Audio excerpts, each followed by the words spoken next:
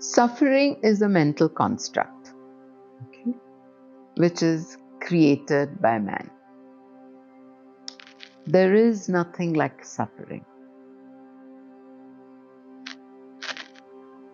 Your mind is such a powerful entity that it can create any stimulus into something that is positive and pleasurable, and anything that can be negative and therefore labeled as unbearable, suffering, and terrible. It is the perception that comes over here in the play, and along with perception is your mental conditioning through your upbringing. You've been told that when a challenge or a problem happens, it is very sad, it is suffering, it is something that you have to really collapse and not be able to handle. But you have been given all the possible gifts within you to handle any situation that comes up. And some are more challenging than the others. And if you're not able to apply yourself to relate to that stimulus, to find a way of responding to that stimulus in a way that makes you positive, empowered, and handle it, then you label it as, oh my God, now what will happen? I'm suffering. It's so bad. I cannot do anything about it. And there is that very definitely learned helplessness. I call it learned helplessness, which you learn in your environment when you're growing up. And every time a challenge comes up, it is this reaction that you probably see your parents or your friends bringing up, and you therefore also say, I have to succumb, I have to suffer, I have to play the victim, because how else will I get the attention? There are so many rewards that you get, and the secondary rewards which sustain this feeling of suffering, feeling of being betrayed, feeling of being, oh my God, such a heavy problem. No one can solve it except God. So these are all the kinds of thought frames that have been conditioned within us. And there is nothing like suffering. If you are under a viral attack, that viral attack will take its course and go away.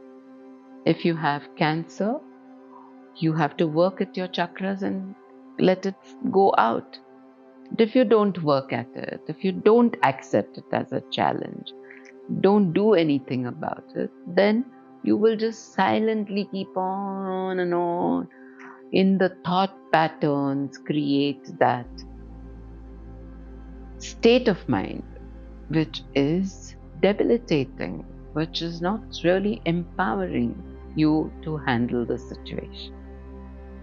So, no matter what the stimulus is, you have to be in a creative form where you know that you are only energy, and energy can go through any forms of modifications, transformations, and here is energy which is transformed right now in a way that I am perceiving it as a negative stimulus.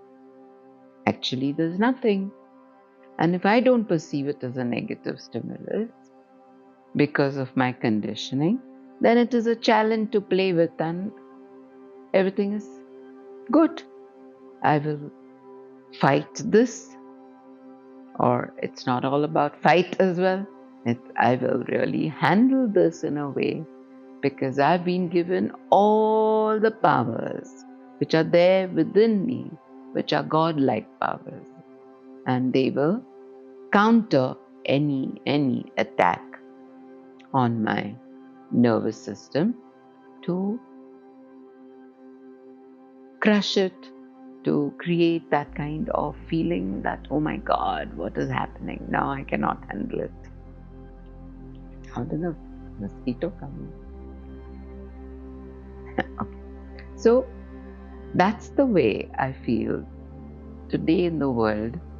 Suffering multiplies because when you're suffering, you have been given a secondary reinforcer like how sad, it is terrible, and people give you all the sympathy instead of just empathizing with you. They are sympathizing with you, and that is so good. Half the things you can avoid doing because you got that illness or you got that suffering. And so it has all these secondary gains. And you begin to then let those secondary gains overtake your life, and you become a victim. And you enjoy being the victim role, playing the victim role. And that then gets to become your entire perceptual frame from which you live your life.